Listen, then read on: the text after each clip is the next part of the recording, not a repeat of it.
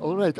Oliver, as you are new to this class, would you be willing to tell a few words about what sparked your interest in this particular text? Sure. Well, this particular text, I was looking for courses to sharpen up my Greek. I studied Greek during the pandemic. I studied Latin as an undergraduate and never really gotten a handle on Greek. And then I studied Attic Greek here at UCLA during the pandemic. And I wanted to do some reading this summer to keep my language skills, my reading skills sharp.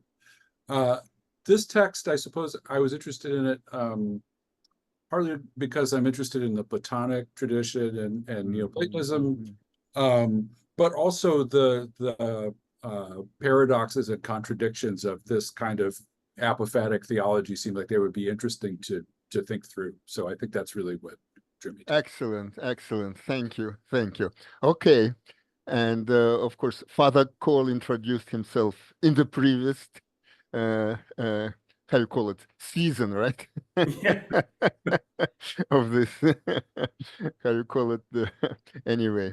All right, so I'll share the screen now, and I think we can start.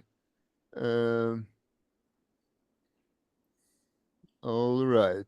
To begin with, I want some of you to try maybe to recap where we stand in the course of the train of thought in this section. So we are at this keheke, but keheke is a somewhat strong new beginning, although it's and in the same section, the whoever made the numbering of the sections didn't make into a separate section, but it would help, I think, to recall what was the point being made before.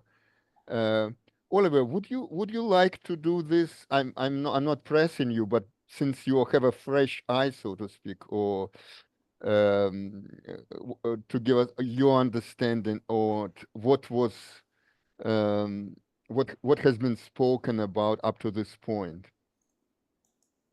Well, I'm still, it's a difficult text and I'm still getting acquainted with it. But I mean, I suppose I'm sure I misunderstood the scholium too. Or it's very likely that I did. But what I understood the scholium to be saying was that No, scholium, we will come to this. I don't want to talk about that.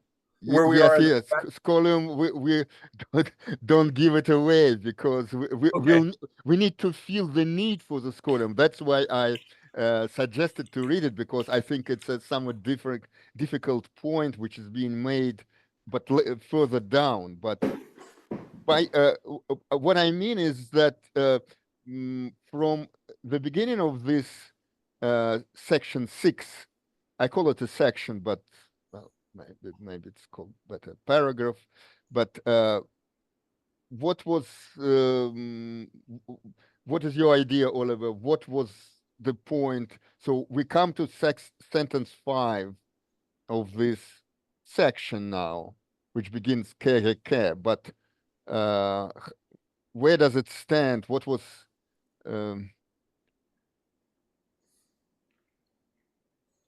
maybe Father Cole, do you have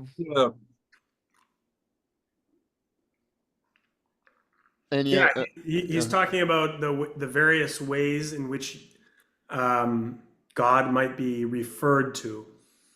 And so there's a kind of a number of scriptural references, life and light, God, truth, the good, the wise, etc. And so where we left off, there's this very long list of phrases beginning as this, as that, etc. And then we get to ke. Okay, pretty good. But I would give it a little bit more precision, because all these names or ways of referring, they fall roughly under two big headings. And the second of these two has also forks into two subdivisions, but that's let's leave it aside. But what are the two big headings?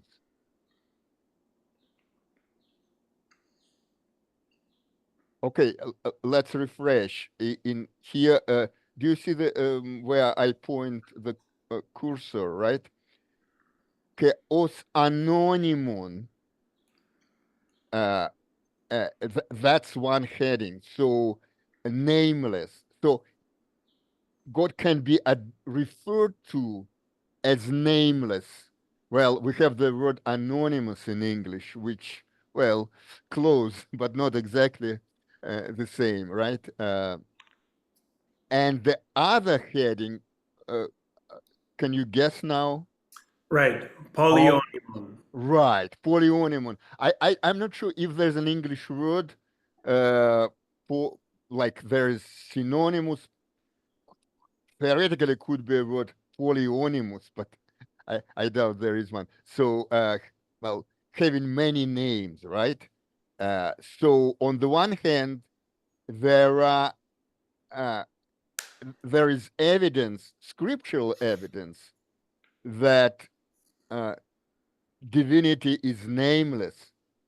On the other hand, there is reference that it has many names, right? And these many names, again, subdivided into the names, the divinity itself has the divinity under which the divinity itself introduces itself, right? See, Aftin, namely Thearchia, which is a name, the one of the very important name for divinity. I think it's feminine because of the Thearchia. Well, but that's yeah, it goes again. Aftin already here, feminine. It doesn't matter now, but so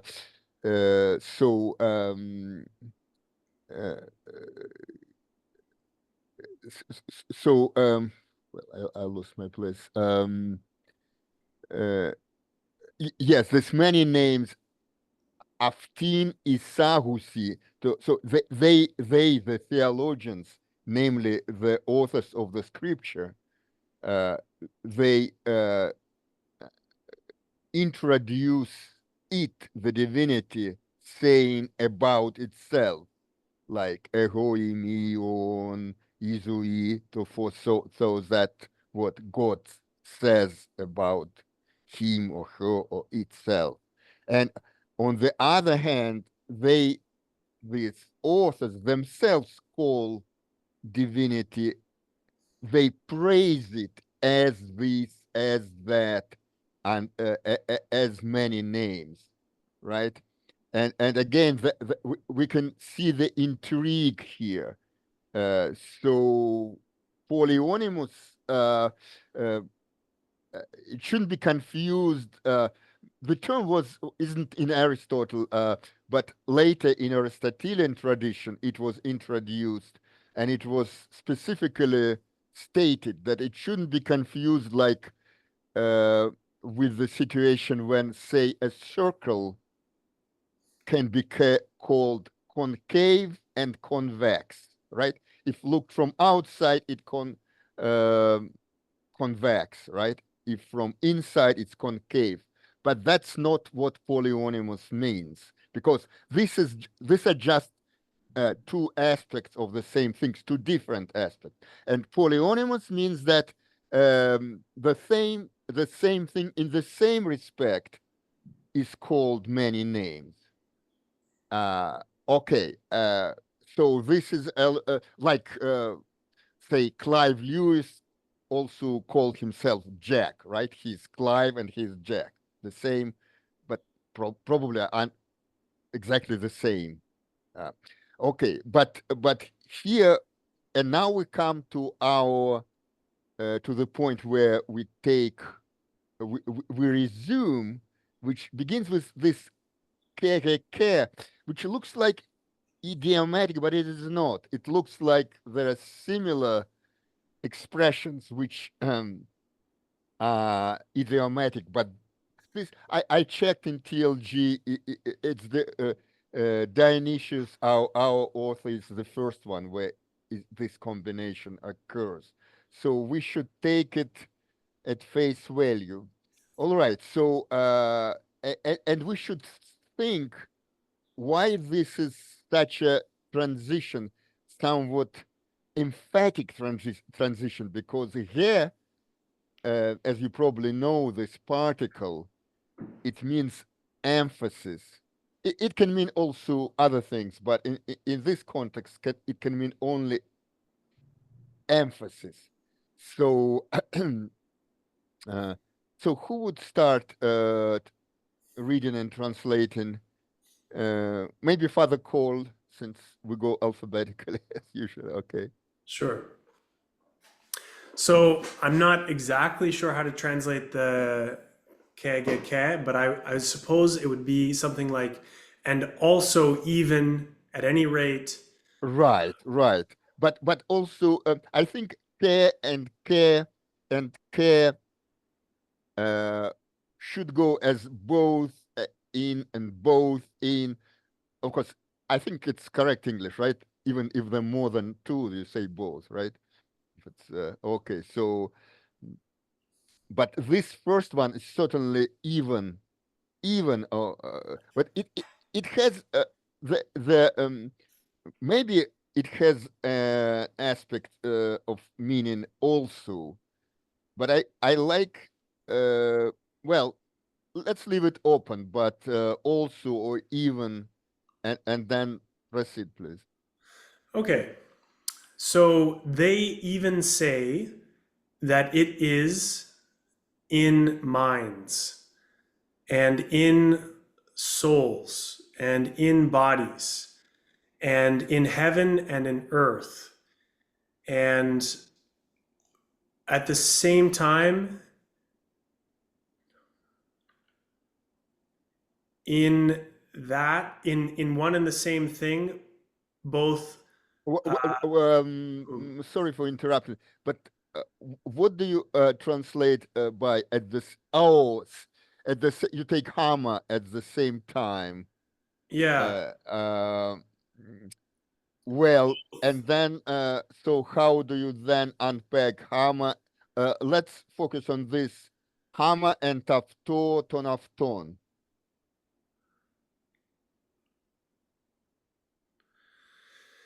Okay. So at one and the same time, or together, it is itself in this. I'm not really sure what that means. Yes,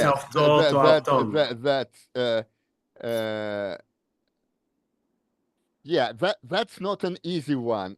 Oliver, do you have any ideas about this? I would say it gave me a pause. At least maybe it's easy, but for me too, it wasn't easy. It seems superfluous, but I would say hammer often is translated at the same time, but in fact, it's not. It's not primarily temporal. Its meaning is together with how to put it.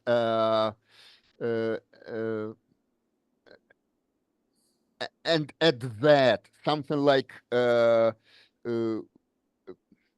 a, it's more a logical connection. So, like in the proper, maybe it's best to. I will look what maybe TLG suggests something. let me see. But a non-temporal meaning of this hammer.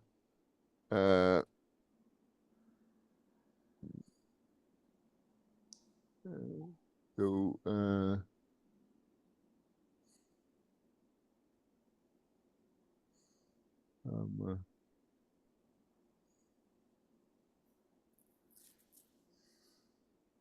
at once, yes, both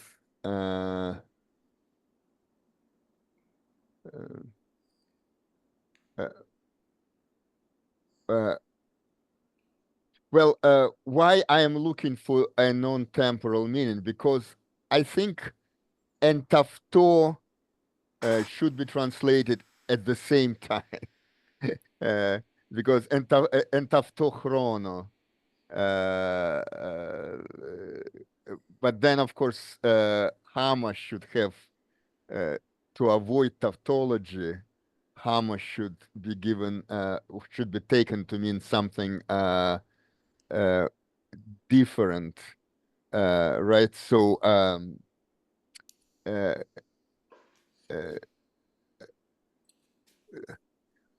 well, not to spend too much time on this,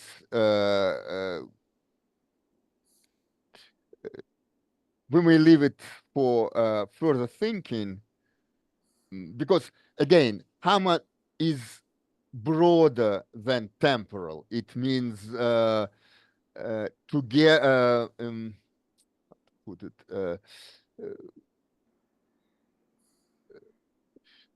altogether.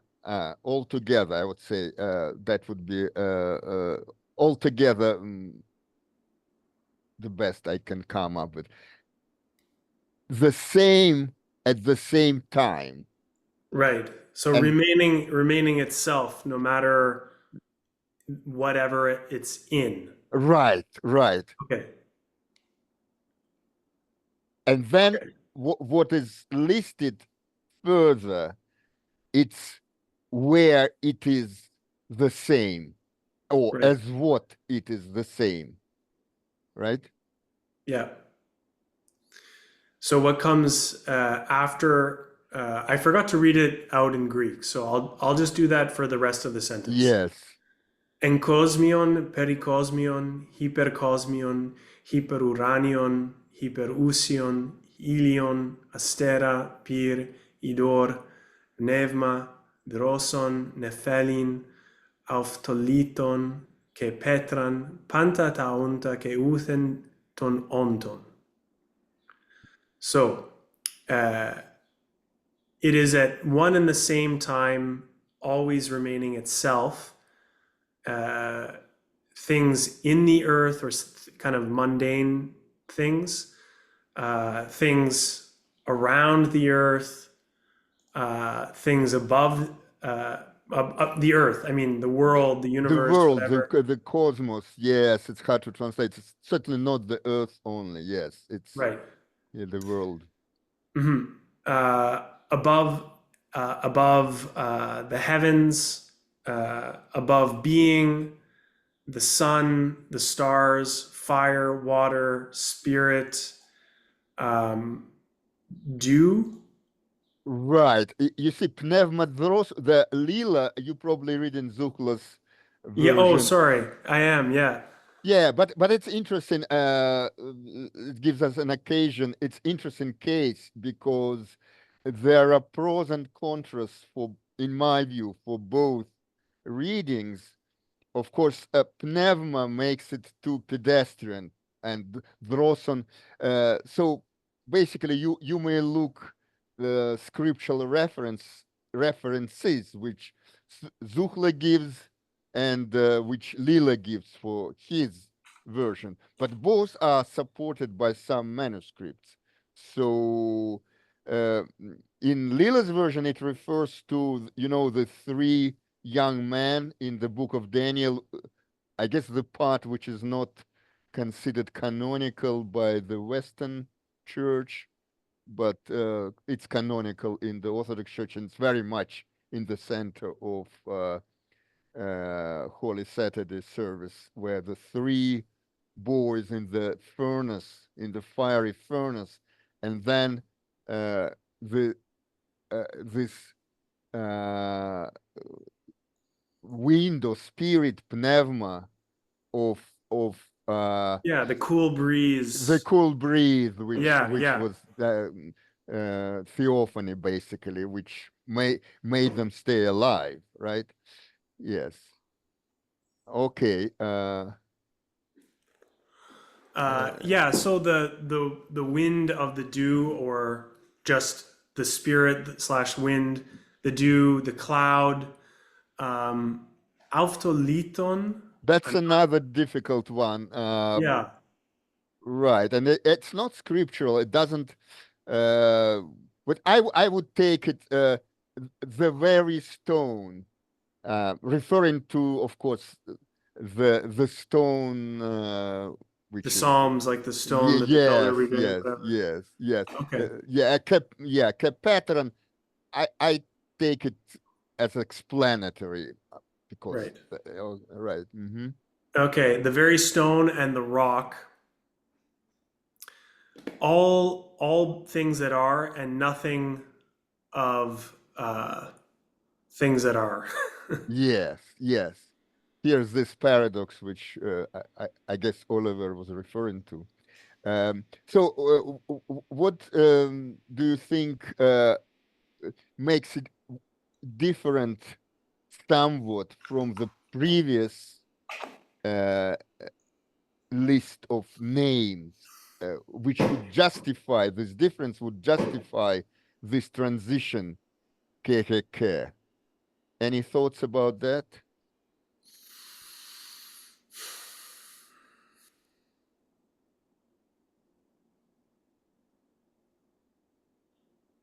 Well, it's a question to both of you, my friends. But well, if nothing comes to mind, I will share what I think. I think the difference is that here he's already not talking about just names, because before he, well, the author of this text, maybe it was a woman. Sorry, I'm just being. All right. So it was the point was how the divinity is praised, or as Father Cole noticed correctly. But here it's the Fasi ine. They say that it is not that it's called. It's not that it's about what it's called, but what it is, and that is ends with a very strong statement. It's not just called many names, but it is many things. Mm. So eine or ine is the key word which makes a difference in my view. So I think that's deceptive that it's under the same, so to speak, number 6 section, as if it's continues the same thought, whereas in fact it gives it a strongly new twist. Mhm. So it is all things and none of them. Okay, that's any questions or thoughts about it? All right. If not, then Oliver, would you like to take from Sure. here? I don't have any practice doing modern Greek pronunciation, so if you don't mind, I'll read it in my. Oh, certainly. Yeah. There's Okay. no. Hutos un te panton aitia kai huper panta use kai to anonymon epharmose kai panta taton onton onomata. Maybe I'll just take that part. And so, therefore, all the names of the beings suit the cause of all,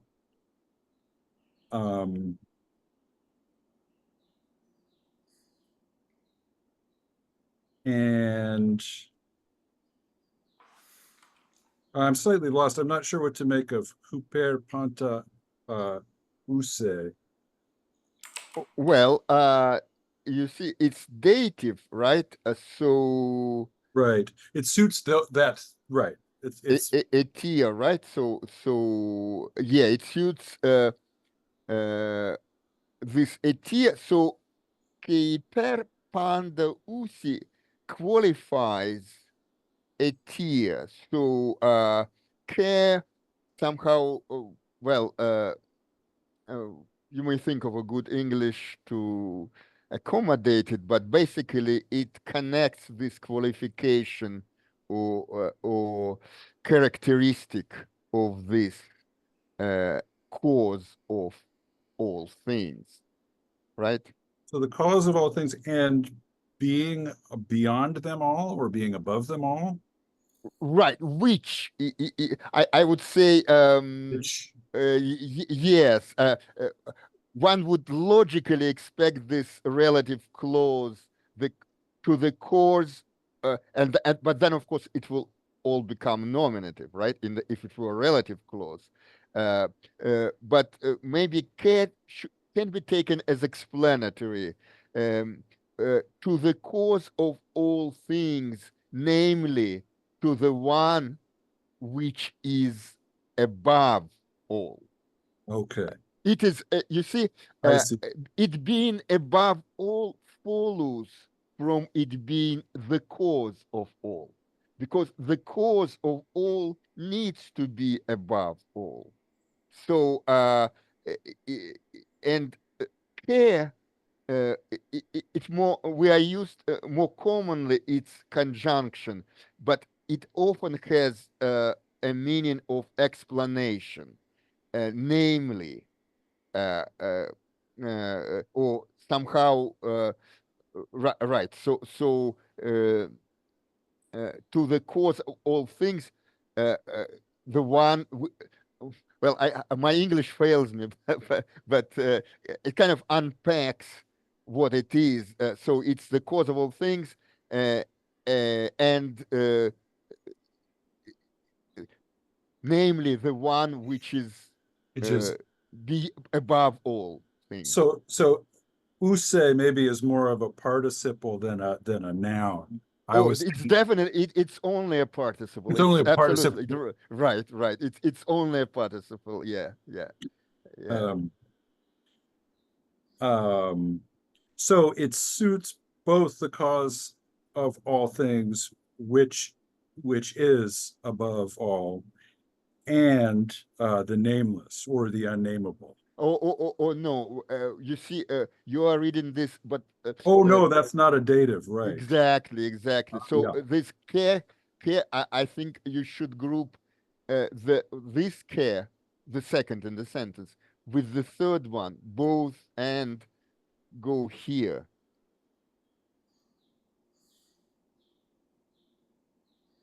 So both namelessness and the name of all things. Right, exactly.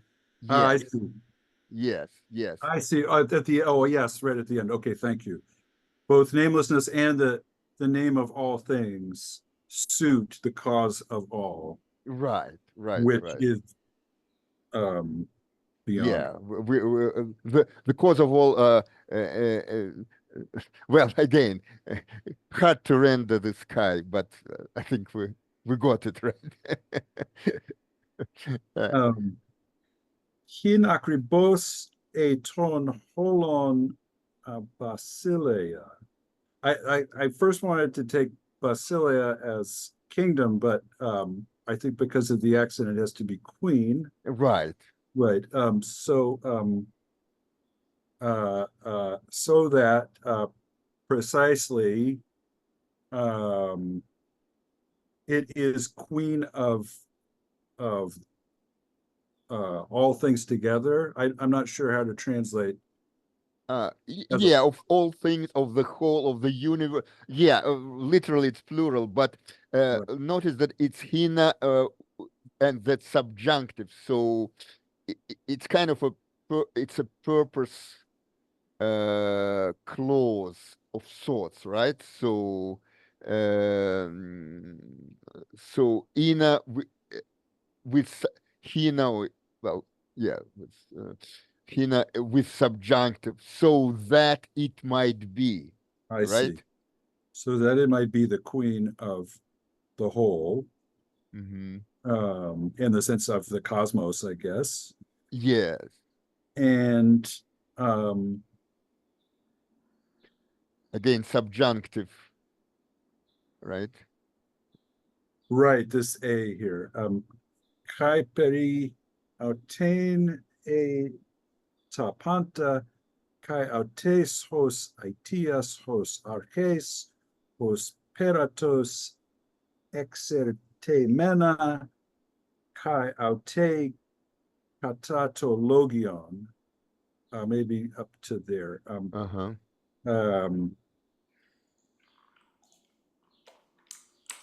Which concerning itself.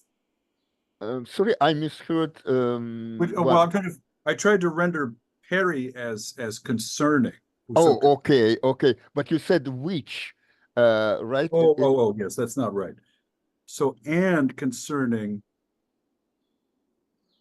Notice the subject. There's the change of the subject. The subject is no longer the etia. The subject has changed. It's Here. now tapanta, right? Right. Okay. Right. So, so all things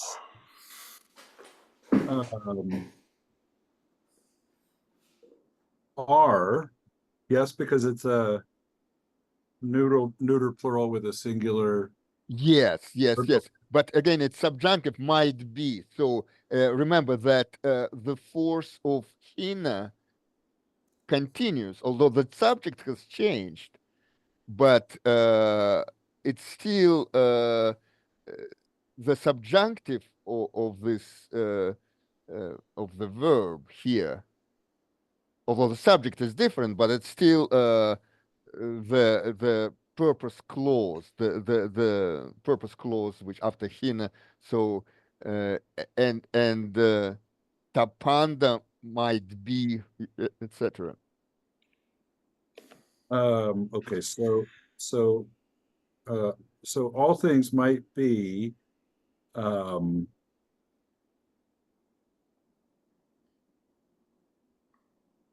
is so now of itself, is that how you take No, that? periaftin, around, well, her, the queen, right? Okay. Around, so I see. So and around her, I see. All things are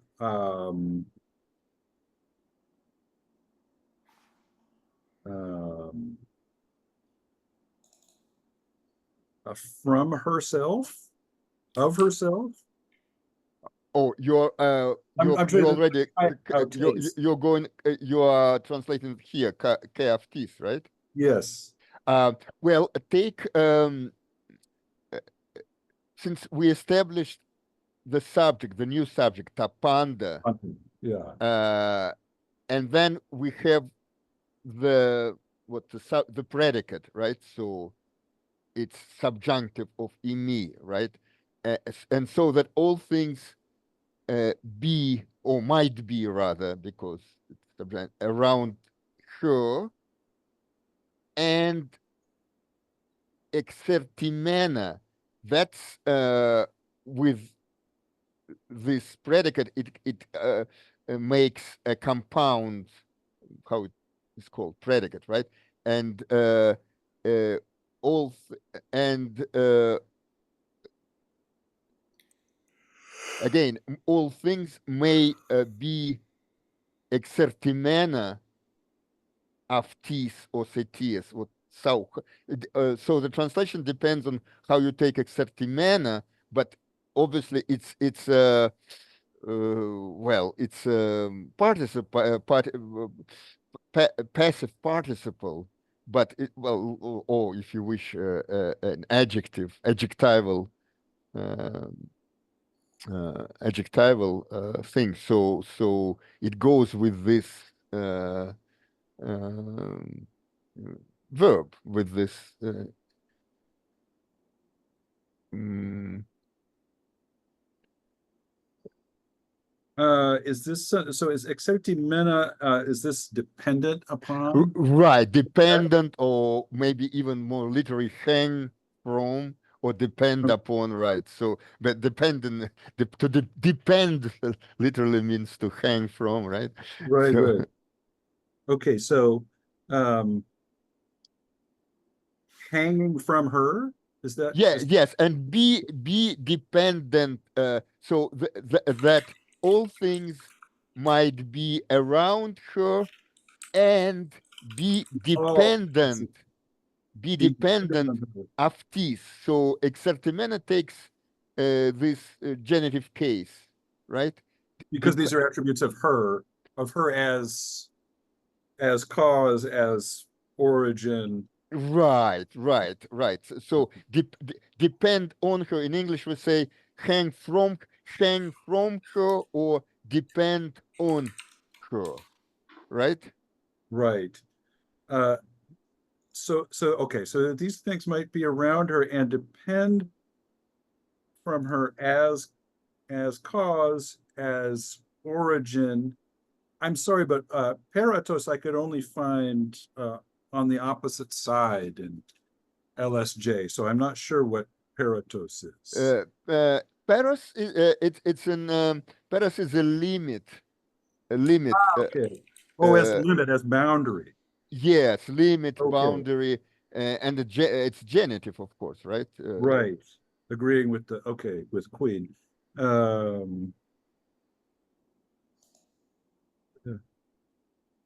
And she, I've noticed that Lilla translates logion as oracle. Is that how you all are taking logion?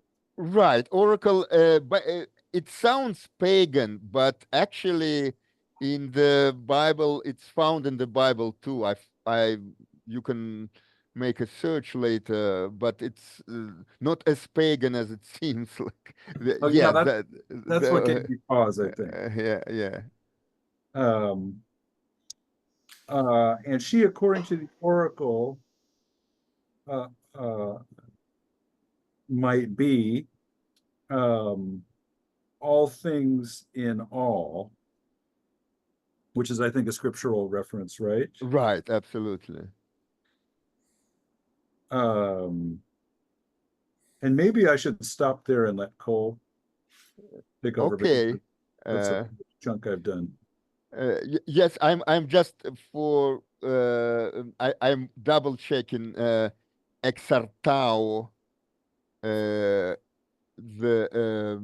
so it in passive it can go with the how do you call it, the but normally it goes with genitive.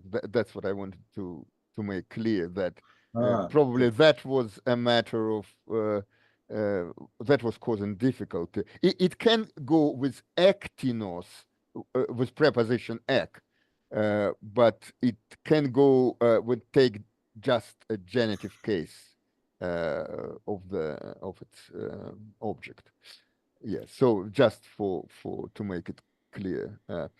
Okay, so yes, so you stopped here. Might be tapanda and passe, right? Here stopped. Yes. Uh-huh. So here we have again the change. No, we have a no change. So right, we have a change of subject again back to the queen. Kafti might be so that's interesting. You see, in this from the beginning of the sentence, first the subject is the divinity, then the subject is all things, and then again the divinity becomes the subject. So Afti, so she might become all things and all things. Okay. Father Cole, please. Και αληθώς υμνείτε πάντων υπόστασης, αρχηγική και τελειωτική και συνεκτική, φρούσα και εστία και προς αυτήν επιστρεπτική και ταύτα ηνωμένος, άσχετος, εξηρημένος. So, and so that it might be truly praised as the substance of all things. The archigiki is like the initiator or the principle. But these are all adjectives. Initiative, right? Okay. I see. Okay. As the substance of all things, initiative and perfective and synthetic. Synthetic is excellent. Well, not quite.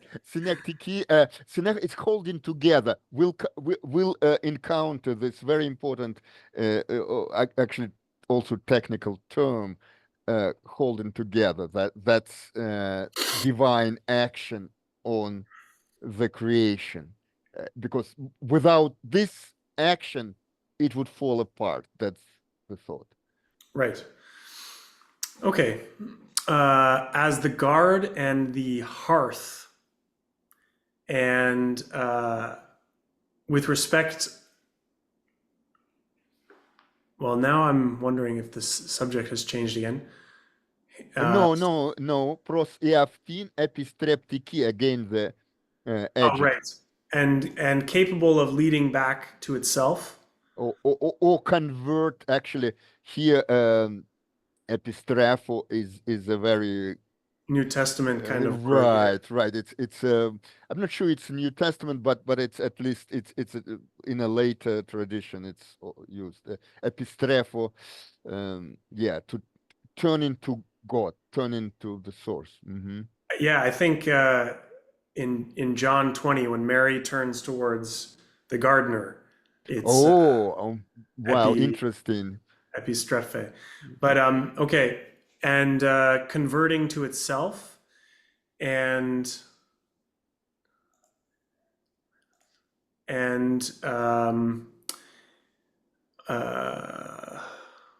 well, where's the verb here? Take and doing these things. Okay. Right. Okay. And doing these things. Yeah, or capable of this thing. Well, something like that. It's elliptic construction, but. Okay. And what's the translation of asketos? Oh, that's. I don't think the LSJ is reliable on this one. Yes, but did you look Lampe? No, I didn't. No. Oh, okay. So there's a whole how to say assortment, or when you have a grocery store, so or in a restaurant. Okay, so I will tell you what Lampe had. So that's frankly the reason I asked you to look at the scholium, because that is one of the moments when we would like to see what other ancient people who were leading pious life think about it. But I look translations, published translations, they're really all unsatisfactory in my view. Lampe gives the following. Of course, it's an adverb, so uncontrollably, without restraint, unconditionally, absolutely. And well, but even besides that, the question I think we should ask ourselves, why is he saying this? So what is inomenos doesn't create philological difficulty. I mean, it's only one way to translate it, but what does it mean in this context? Or why well, plainly, even inomenos, although again, it's clear how to translate it. How did you translate it? Hinomenos, I didn't get around to translating. In a unified or a unitary way. Right. But what does it mean? Exactly. Yeah. And what does ascetos mean? Yeah. Yeah. So here, I think first we should realize it's a difficult place, and we should, I mean, because that's how we read text attentively, right? And now I think it's a good time. Well, since if you have suggestions, let's discuss them. If not, we can just go ahead and read the scholium. Maybe, I don't know. It's Oliver's turn. Well, I Well, struggled with the scholium, but the bit of sense I was able to extract from it, I thought the argument of the scholium was that God can't be approached from the side of the multiple things and all the attributes, that you can't heap all those things up and then the aggregate is God, but that God somehow transcendentally exists prior to or outside of those things. But again, I found it very obscure. Okay, well, you got the gist of it, definitely. So if you want, we can skip this column. But right. So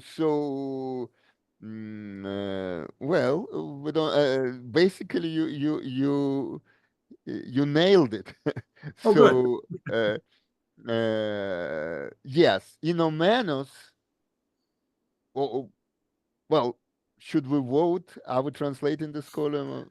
I find it beautiful, but we don't have to, because I mean, I know it's an extra burden on you, but yes, basically, he wants to the scholiast, namely John of Scythopolis, as has been shown in lately, not Maximus Confessor, makes this comment that answering precisely this question, and Oliver, but did you get from the scholium how to translate ascetos, the question with which we started?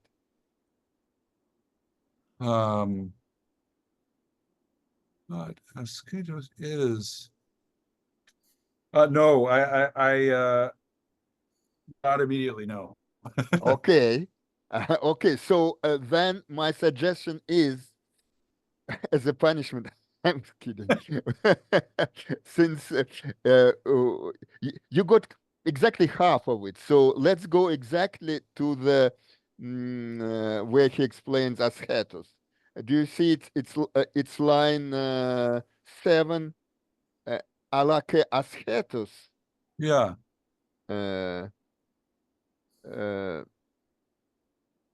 But so is this a definition of ascetos? Well, it's an explanation. It's not a definition. It's his explanation of what ascetos means in this context. In this context. Right.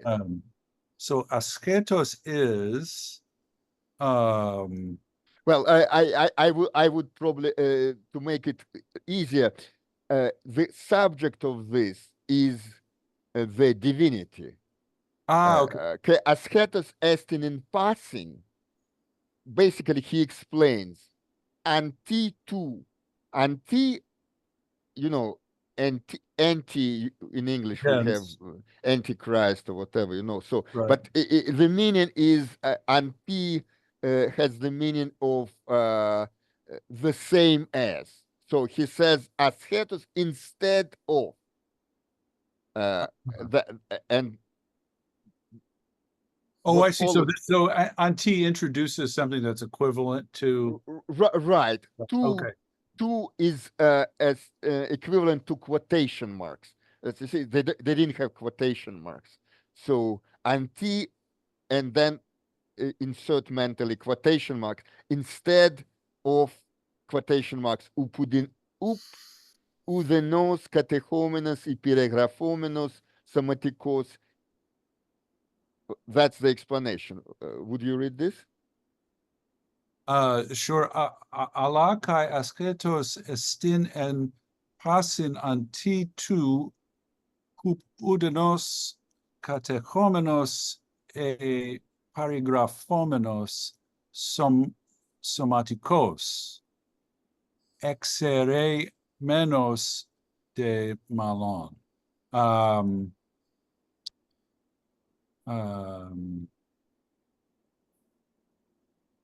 So the divinity is well, he is well fill in by as we did in reading our passage. So you know that Kafta. What he explains is in the context of Kafta inomenos. He is in the divinity is he changes it. Anyways, the divinity is synectiki, keproseaftin, epistriptiki, all these things. It is these things inomenos. And he explains the John, the scholarist explains it is these things inomenos, namely, well, start from here. Upudenos, he changes it to the masculine, but that shouldn't bother us. They're doing it all the time. So upudenos, translate from here. Upudenos katechomenos, this part.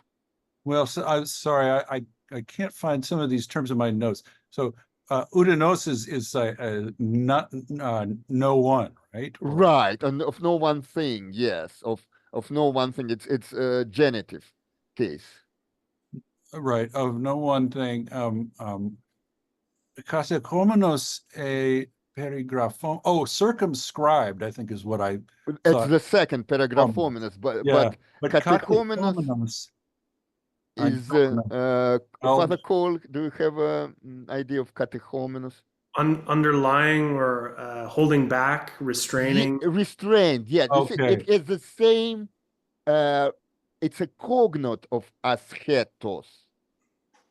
If you look at the asketos, you see the echo, the verb echo, it has formed like esche. You know, it has the sigma appearing in some. So actually, this as he explains it using the a cognate. Right. So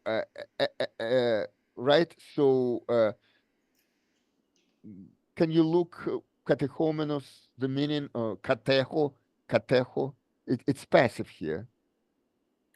So not restrained or Restrained, yeah. or Restrained circumscribed. by nothing, ουδενός, ουδενός, restrained by nothing, or or materially circumscribed or bodily circumscribed. yeah, or bodily circumscribed. In other words, he explains is so now given that and given the again the meaning supplied by Lampe, again uncontrollably, without restraint, unconditionally, absolutely, which would be if we trust the scholars, which would be the true one, the correct one, meaning in this context. And then the rest is exere menos, I took as transcendentally. transcendently. But let's wait. Let's translate sorry. asketos first. Okay. So again, Lampe gives the meanings uncontrollably, without restraint, unconditionally, absolutely. Four options he gives. Which one would be if we follow the scholiast? I think unconditionally or absolutely would make the most sense, because it cannot be restrained or circumscribed, kept within a boundary, a limit by any one thing. Therefore, the way in which it acts is always an absolute or unconditioned way of acting. Well, but why would you choose this if without restraint is already a meaning of asketos? Because without restraint or uncontrollably seems to imply a lack of purposiveness, like a lack of intention or of meaningfulness to action. So that it sounds more negative to me. Absolutely or unconditionally seem more fitting. Well, in my view, absolutely is too broad. It's not particular. It doesn't refer, because in this context, I think, and such is the thought of the scholiast, he wants to stress, the scholiast, that in this context, the claim that divinity is all things does not imply that it is restrained by anything. So no thing can claim it. The kind of can limit it. And that, I think, that's the most direct meaning here. And when we translate absolutely, so absolutely mean it applies in any context to anything, when you talk Absolutely. theology. Yes, absolutely, exactly. And you just you stretch out for the bottle of the drink, which has a similar. No, that's absolute. That's from. Right, yes, but at the drink of the theologian, the pure spirit,